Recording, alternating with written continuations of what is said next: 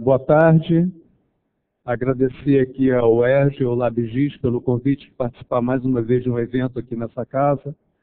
Dizer que é satisfação nossa, já que a gente tem um programa que tem muitos frutos ainda para dar, que é a Constituição do Rio LabGEL na Prefeitura do Rio, que é baseado fortemente em parceria instituição pública, academia, no caso aqui representada pelo LabGIS. Isso daí vai de encontro àquilo que você falou, né? Trazer a academia para junto da ação pública, né, é uma experiência que a gente quer fortalecer agora e tornar uma rotina dentro da prefeitura.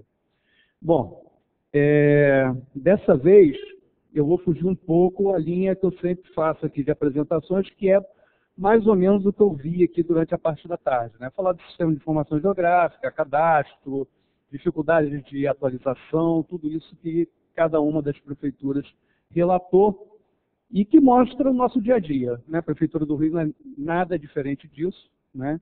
E eu já tive a oportunidade de fazer algumas apresentações seguindo essa linha. Dessa vez, né, olhando para o tema do convite, eu vi lá, Administração Municipal de Precisão. Então, eu imaginei, vamos tentar mostrar alguma coisa que seja, assim, o uso de geotecnologia, cadastro, informações para uma ação pública precisa. A gente está querendo identificar algo muito preciso no tempo, no espaço, e quantificar isso e daí tirar uma política pública. Então, assim, vai ser um pouco diferente da linha que estava vindo até agora. Eu vou fazer um caso concreto. Bom, só assim para dar uma rápida passagem, né, falar do Instituto Pereira Passo, né, que ele já existe aí há alguns anos, tem algumas transformações ao longo do tempo, mas uma coisa que permanece toda nessa linha de tempo é a gestão do conhecimento, né, isso que é o coração do Instituto. E dentro disso, né, a gente tem, né, nossa missão, nossa visão também, que dentro disso a gente tem a parte, né, de cartografia, geoprocessamento, que é o Instituto Pereira Passo, é o órgão da prefeitura responsável por essas duas áreas que fazem parte de um pequeno subconjunto desse conhecimento que a gente acumula dentro da prefeitura. Bom, contexto da apresentação. Planejamento estratégico da prefeitura prevê que em 2016, 35% das matrículas nas escolas municipais do Rio estejam em turno único. Isso é um pressuposto, né?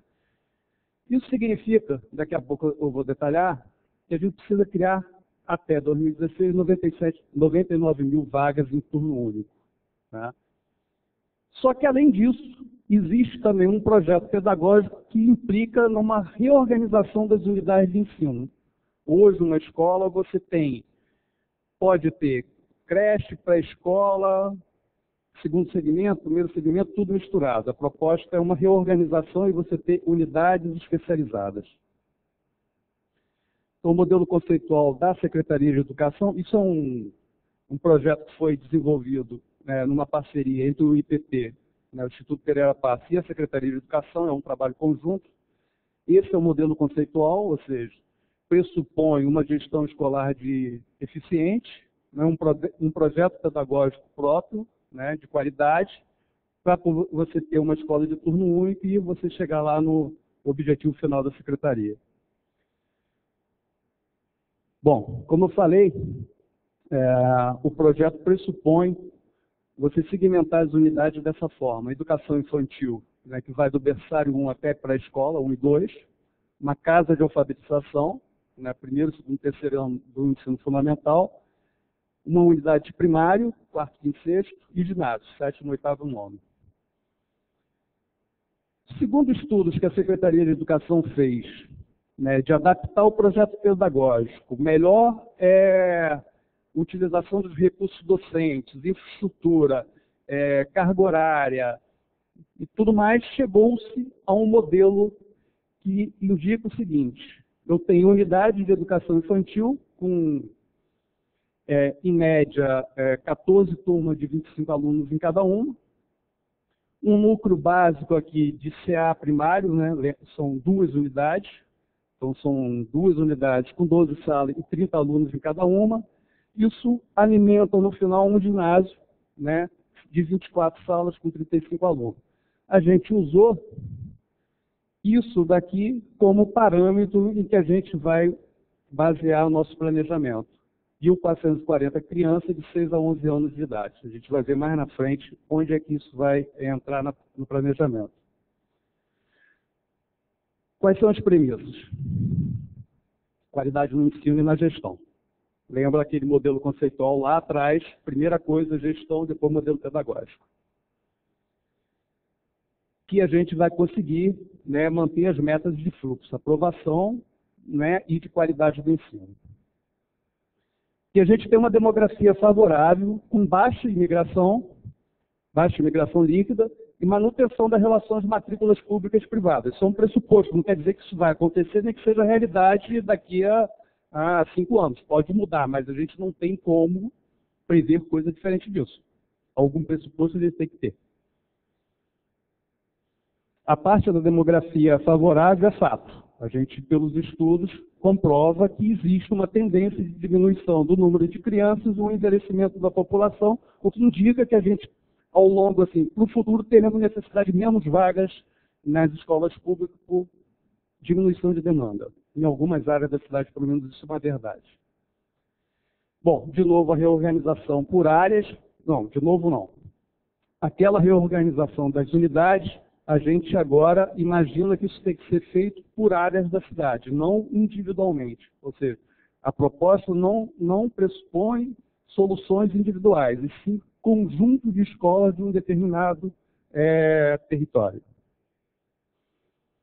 Bom, isso aqui é como que a gente chegou àqueles 99 mil matrículas necessárias. A gente tem uma estimativa de 650 mil para 2016, né? A meta do plano, 35% dá isso. Né? A gente já tem 101 mil crianças em turno único. Planejadas para 2013, a gente já tinha 28 mil. Faltam, então, para completar, chegar à meta 99 mil. Sendo que aqui a gente tem uma particularidade. 24 mil tem que ser do ensino educação infantil. Fugiu momentaneamente. Bom, qual é, né, o ponto do projeto? Quantas e onde essas novas unidades deverão ser construídas? Essa é a pergunta, né, que a gente tem que responder. Tem uma meta, tem um programa, para cumprir eu tenho que responder a isso. Então aí é que entra todo o que a gente conseguiu fazer usando geotecnologias e as nossas bases de dados. Bom, como eu falei, não pressupomos solução individual, e sim conjunto de áreas da cidade. Como que a gente imaginou fazer isso? Dividir a cidade, né, em territórios, microterritórios de planejamento de educação que comportem aquele modelo teórico lá atrás. Unidade de educação infantil, 2 unidades de CA primário, mais 2 unidades de CA primário e uma de ginásio. Esse é o conteúdo de unidades que você tem que ter dentro de um território para atender ao modelo conceitual que foi concebido. Para isso, a gente precisa calcular a demanda de vagas em cada uma dessas microáreas. A observação a fazer aqui é o seguinte: diferente do programa Saúde na Família, esse programa na educação, ele não você não está impondo que as crianças que moram ali tenham que estudar naquela escola. No programa Saúde da Família, você diz: você mora aqui, é atendido por aquela equipe. Aqui não, é um instrumento de planejamento. A gente está apostando que, ao longo do tempo, não de imediato, as famílias vão procurar essas unidades que a gente está ofertando por melhor acesso, melhor qualidade, ser mais prático para elas, mas não vai ser uma imposição. Bom, o que a gente precisa fazer? Fazer o levantamento do que existe, né? Primeiro passo. Né? A gente tem hoje no Rio 1.400 e algumas coisas de escolas, né? Com não sei quantas matrículas, não sei quantas salas, a gente precisa quantificar isso. Qual é a nossa oferta hoje?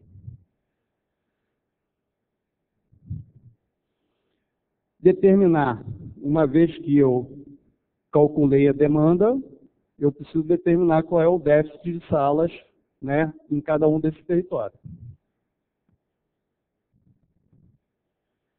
Vou ver qual é a necessidade de reformas e novas condições. Né? Eu tenho escolas que eu posso atender esse programa ampliando, fazendo acréscimo. Tem escola que para atender eu preciso fazer uma grande reforma, uma pequena reforma, uma média reforma, e tem lugares que eu preciso fazer novas escolas. Identificação dos terrenos imóveis para a construção de novas unidades. Preciso fazer isso. Para executar o programa, isso é importante. E, no final das contas, eu dividi a cidade inteira num monte de áreas, que eu vou mostrar mais na frente. Eu preciso priorizar essas áreas, porque a meta é 35%, não é 100%. Não é possível, né, uma administração em 2 anos querer sair de 20% para 100% de atendimento em turno único. Isso é um programa que vai levar um tempo. Né? Então, preciso priorizar por onde eu começo. E aqui a gente também deu uma ajuda. Bom, como que eu delimito essas microáreas? Como eu falei, são 1.440 crianças de 6 a 11 anos, que é o meu núcleo. Né? Eu tenho na cidade esse número, né? Por um dado que vem do censo, né, pesquisa da amostra, eu tenho que 326 mil crianças demandam escola pública, ou seja, são aquelas que ou já estão na escola pública ou não estão em escola. Essas também são nossos clientes. E uma criança pode estar fora da escola, combinado assim, né? Bom, uma observação. Essa conta dá um número aqui de 226, uns quebrado. Quando a gente olhou para esse número, a gente lembrou o seguinte. Quando a gente fez o trabalho de delimitação das áreas de ponderação para o censo 2010, junto com o IBGE, a gente propôs um número de 220. Parecido, né? Então, acendeu lá uma luzinha, vamos começar por aí, porque alguma coisa deve ter, né, para nos ajudar. Mas foi só não foi um determinante, mas foi uma coisa que falou assim, ó, temos um ponto de partida. Por quê? As áreas de ponderação, elas pressupõem uma certa homogeneidade, porque foi a gente que assim o fez, né? Ela pressupõe um contingenciamento territorial, ou seja, respeita alguns limites físicos, né? Então, são coisas que a gente também entende que são importantes na delimitação do território da educação. Vamos lá? Então, aqui, o primeiro dado que a gente viu é a demanda por escola pública. A gente tem aqui aquela informação, né, que veio a partir de um dado, né, do censo, que foi trabalhado, a gente tirou as áreas não ocupadas da cidade e a gente consegue ver que as áreas mais escuras onde você tem maior demanda. Isso é para o geral da cidade, mas a gente precisa trabalhar em cada área particular. A gente tem que ir ao detalhe, a gente está caçando salas. Né?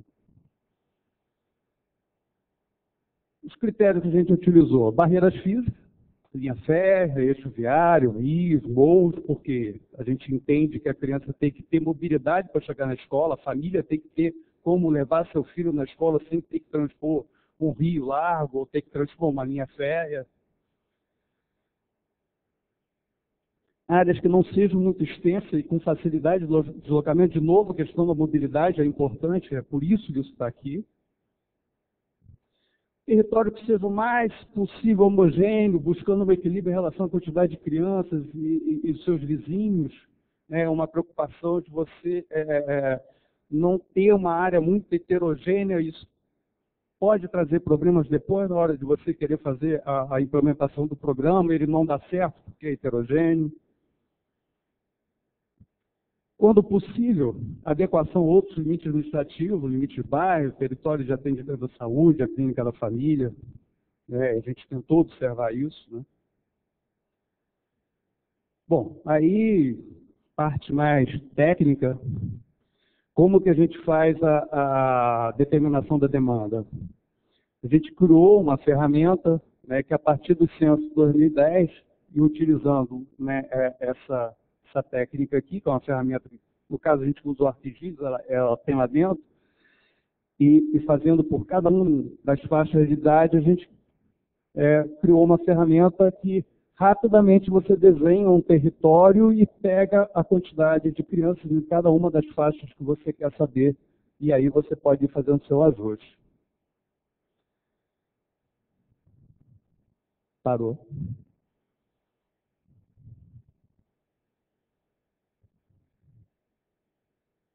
Foi. Detalhe importante, quando a gente começou a olhar a informação, a gente viu o seguinte: eu tenho informação do Censo 2010, espacializei, mas existe um programa, né, lá do governo federal, Minha Casa Minha Vida, que a gente, quando olhou, falou assim, tem áreas da cidade que muda completamente a realidade. Não dá para usar aquele número do censo, nenhuma projeção, nenhuma estimativa baseada naquilo, porque o fato concreto, as unidades que estão lá construídas já indicam um crescimento muito maior. Então a gente foi obrigado a criar uma metodologia para apropriar essa informação e colocar na nossa estimativa original. Como a gente tem a base dos empreendimentos, com o número de unidades, né, e fazendo uma proxy com a informação daquele local, ou seja, ali naquele local, em média, você tem tantos habitantes por domicílio, faz uma regra e você, assim, esse empreendimento vai trazer tantas pessoas, uma vez que a gente tem também o padrão de renda daquele empreendimento e pode bater se é o mesmo daquela área. Então, a partir disso, a gente extrapola e faz um cálculo aqui de acréscimo. Novamente parou, vamos lá.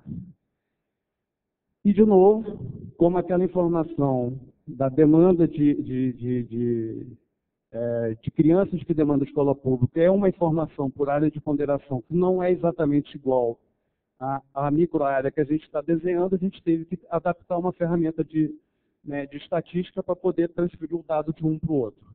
E a gente usou de novo o Zonal Estatística.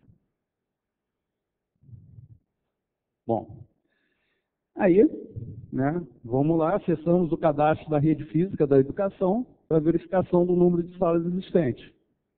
Eu começo a falar das integrações de diversos cadastros.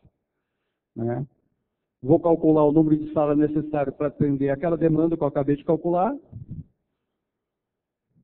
A partir disso, para cada série, para cada turma, eu tenho uma quantidade de alunos por turma, tenho uma demanda específica, então eu sei, crianças de 4 anos, crianças de 5 anos, crianças de 6 anos, faço uma equação e chego, quantas novas unidades eu vou ter que construir para atender aquela microárea.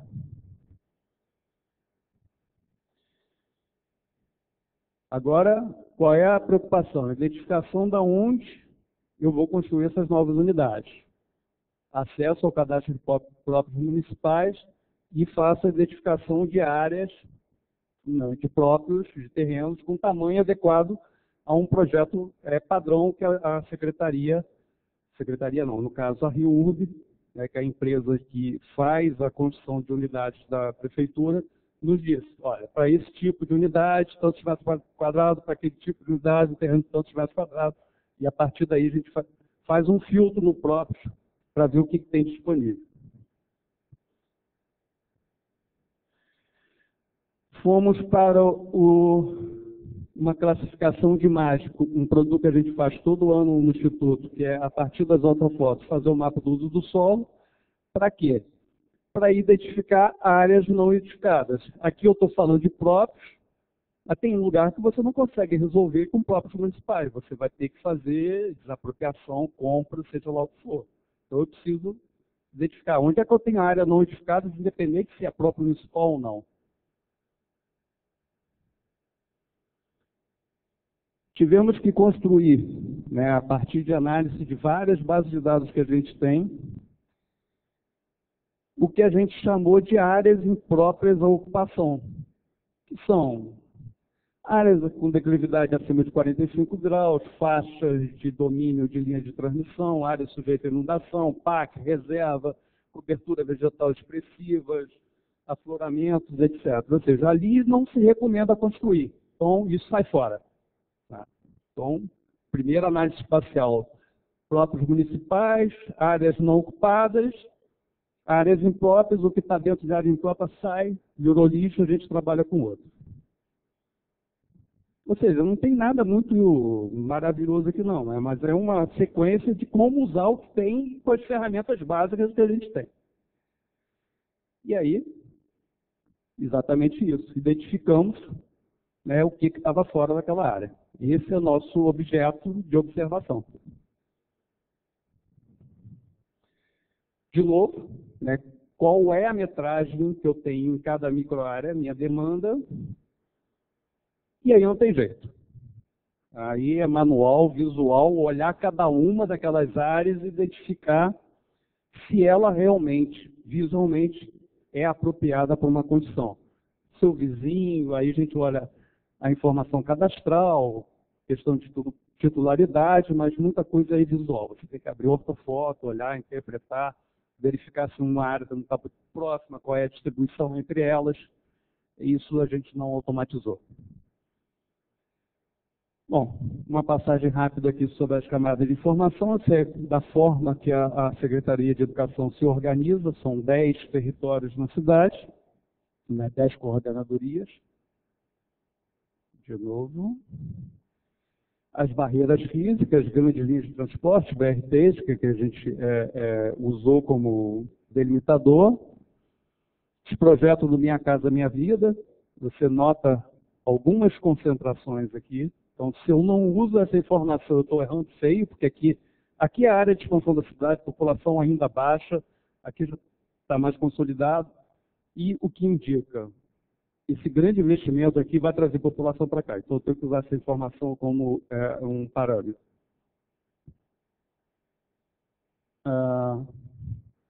E aí, o limite das microáreas que a gente chegou no final dessa proposição. Uma visão geral das escolas municipais, como eu falei, são 1.400 e pouco. Aqueles próprios e áreas não ocupadas que a gente identificou nos cadastros. As áreas impróprias, e aí o que sobra é o nosso universo para fazer aquela pesquisa manual e visual. Para cada uma daquelas áreas, a gente produziu uma ficha como essa, em que você tem a visualização do limite, as unidades escolares existentes, os verdes são os próprios que a gente selecionou, os amarelos são áreas não edificadas que a gente selecionou, e aqui embaixo um quadro resumo com quantidade de alunos, qual é a quantidade de sala que você precisa construir, bom, uma série de indicadores que você relaciona ali para poder... Qual é o objetivo dessas microfichas? A gente fez uma pré-seleção das 200 e tantas áreas que a gente chegou no final do trabalho, a gente fez uma pré-seleção por um critério que eu vou mostrar mais na frente, de 61 áreas, colocou elas numa ordem, e isso foi constituído um documento entregue ao prefeito para ele bater o martelo e falar, essas são as minhas áreas prioritárias. Né? E assim, eu vou adiantar o seguinte, as 31 primeiras que a gente apresentou foram as 31 selecionadas pelo prefeito para implementar o programa. Então, acho que a gente acertou em alguma coisa. Como que a gente priorizou essas microáreas? Primeiro, tiramos aquelas que estavam em regiões com tendência de esvaziamento populacional. Como eu falei lá atrás, tem um estudo demográfico que diz que em alguns lugares da cidade a tendência é que que a demanda por escola pública diminua. Então, nessas áreas não é prioritário. A gente espera que, como o programa vai levar alguns anos, 20 anos, 30 anos, a gente espera que nesse prazo a gente talvez até não tenha que fazer nada e a própria oferta já se equilibre. Então, temos que priorizar onde tem o quê? Maior déficit. Né? Ou seja, vamos começar a atacar o problema por onde está pior. Essa foi a proposta que a gente levou e foi a proposta que foi aprovada, por incrível que pareça. A gente fez também uma classificação pela chamada infraestrutura social. existência de clínica da família, unidades da prefeitura de forma geral, acesso ao transporte público, né, de massa, ou seja, uma série de indicadores que mostravam como aquela área estava carente ou não de uma intervenção do poder público. Outra, seleção de áreas onde pelo menos 80% da solução pudesse ser dada com recursos próprios da prefeitura, onde você tem terreno público para fazer aquela solução. Isso visa o quê? Diminuir o investimento necessário para fazer. Porque não é só construir escola, não é só reformar a escola. Tu está falando aqui de contratar professor, de fazer professor com tempo integral, de todo um projeto que, além da escola, talvez vá um outro tanto para fazer isso. E depois tem que manter isso todo ano. Tem um custeio dessa história toda. Então, o orçamento é bem grande. E, no fim, como a gente ainda tinha uma quantidade de áreas, passar todos aqueles critérios que ultrapassavam muito o que a gente, né, podia ofertar de solução, que eram as 99 mil vagas, a gente fez uma última, onde a renda domiciliar média fosse inferior a R$ 900. Ou seja, de novo, estamos indo onde está o problema. Tá? O programa está indo onde está efetivamente a maior carência da cidade do Rio. Bom, para finalizar, quais são os próximos passos? Esse projeto está fase final dele. Eu tenho que ir a campo, tudo aquilo foi feito em base de projeto, cadastro, sistemas. Eu preciso ir a campo confirmar essas coisas todas. Né? A realidade é aquilo que está lá no meu cadastro? Nem sempre é, a gente sabe disso. Então tem que ir a campo para confirmar. Uma vez, tem que confirmar também se aquilo que eu vi na ortofoto se configura no campo. Às vezes eu chego lá e já era, não. Já está ocupado, está fazendo outra coisa, não é bem assim. A realidade é dura. Depois de feito isso, eu tenho que recalcular tudo de novo, porque meus dados mudaram. Né? Então, eu tenho que calcular tudo novamente. E fazer novas soluções. Indicar quantas escolas eu preciso desse tipo, daquele tipo, daquele tipo, daquele tipo. Uma vez finalizado, né, uma área, isso tem indas e vindas, o pessoal da Casa Civil, que é o responsável para ir a campo ver a questão fundiária e urbanística de cada área. O pessoal da educação que vai lá verificar se aquela informação de infraestrutura estava correta ou não. A gente manda para Rio, não está legal, esse terreno não dá para construir, está isso, está aquilo outro. Vai, volta, volta, no final das contas, fechou, mandamos para Rio para fazer o projeto físico e a licitação das obras. Isso daí a gente está prevendo umas 3 rodadas para finalizar cada uma dessas microáreas. É isso. Obrigado. Obrigado, Aloia. A gente tem 2 perguntas. Deixa eu pegar o telefone aqui.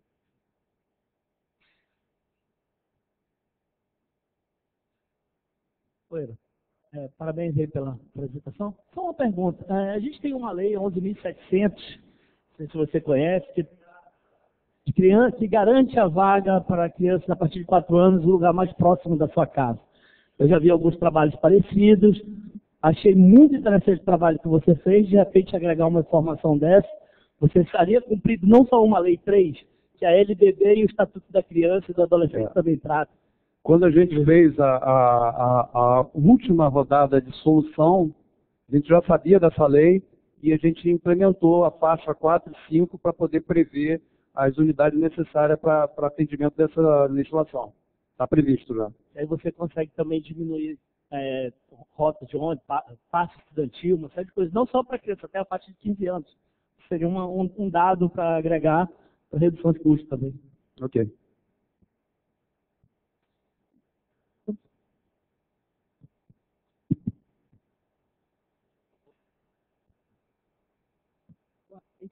Eu tenho uma questão aqui, é o setor sanitário, os dados do setor sanitário. Como você transpõe isso para os bairros? Assim, porque a gente tem uma dificuldade também, a gente é do ITERD, a gente tem uma dificuldade, a gente tem os dados do setor sanitário, mas a gente precisa analisar aqueles dados dentro do bairro, e foge às vezes um pouco, como Eu acho que eu entendi sua pergunta e vou dar uma reviravolta nela, porque é o seguinte, sair do setor para chegar no bairro é fácil. Pelo menos no caso do Rio, eu acredito que, via de regra, é assim, porque o setor censitário obrigatoriamente tem que formar uma unidade de bairro onde existe a determinação legal do bairro. O problema nosso aqui foi o contrário. A gente saiu de uma unidade maior, no caso, a área de ponderação, que pode ser ou não uma agregação de bairro ou divisão de bairro, mas eu não vou entrar nesse detalhe aqui agora.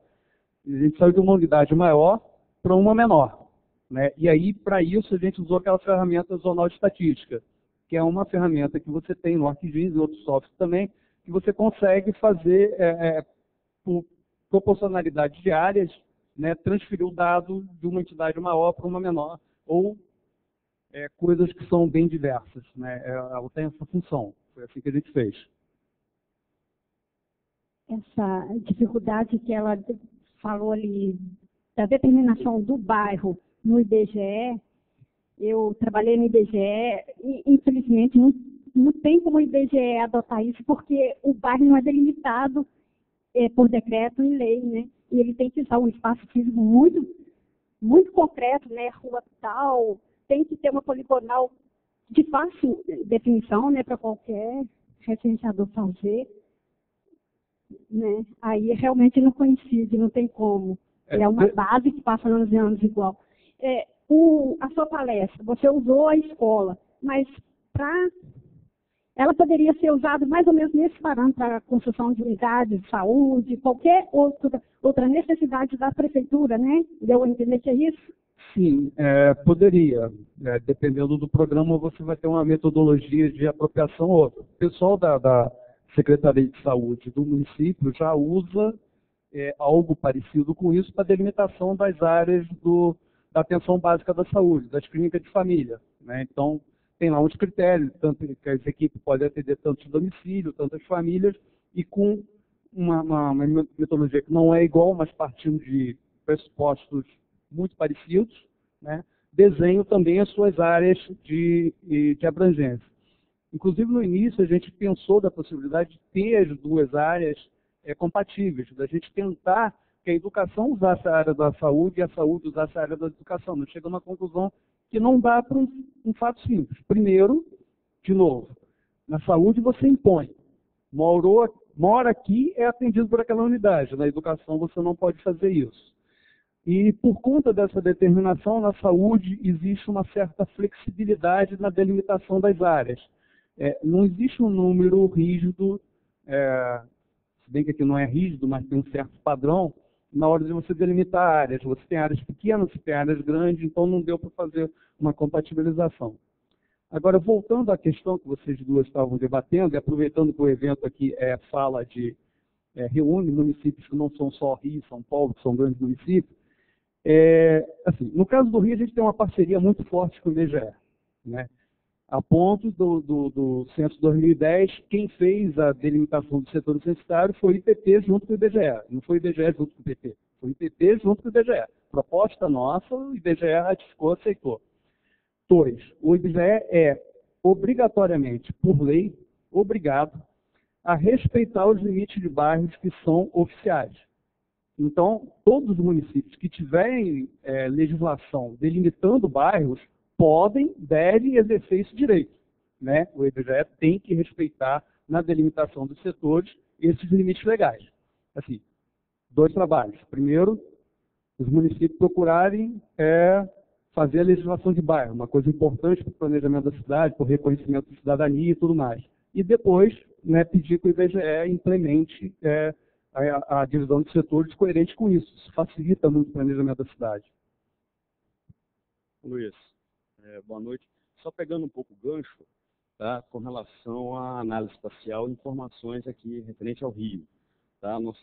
O Rio vai presidir grandes eventos agora, 2013, né, com a Jornada Mundial da Juventude, 2014 com a Copa e 2016 com as Olimpíadas, né?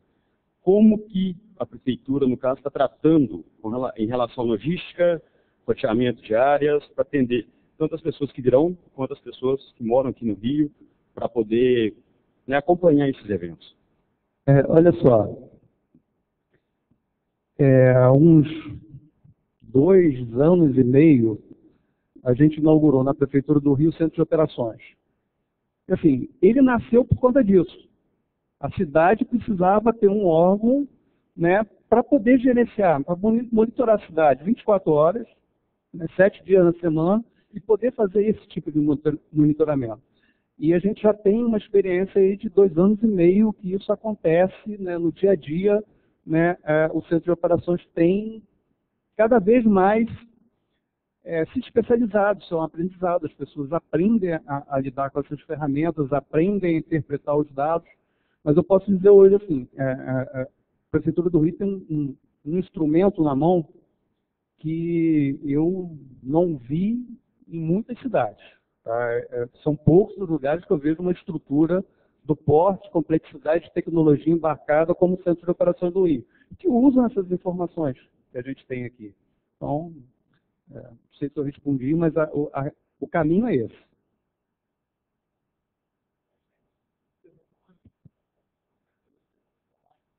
Pergunta aqui do participante online, Daniel Jaque. Esse trabalho foi baseado em análise multicritério, com restrições e fatores corretos? Como é que se deu a atribuição de pesos aos fatores de interesse?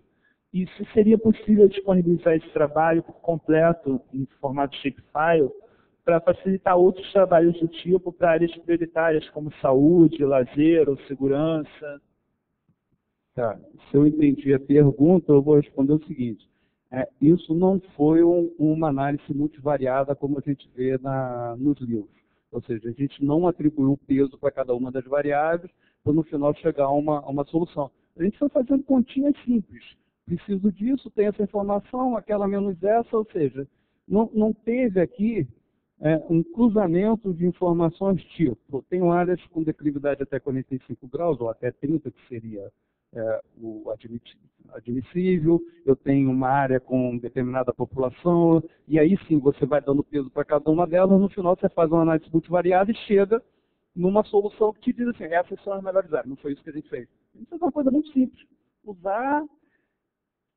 seguir o raciocínio, usando as informações que a gente tem, fazendo contas muito simples. Tá? E quanto às informações estarem disponíveis, tudo que a gente usou, à exceção desses territórios, que a gente ainda está refinando, está disponível no nosso site, lá no armazém de dados, na área Portal Geo, todas as informações, uso do solo, ortofoto, localização das escolas, favela, locadouros, blá, blá, blá, blá.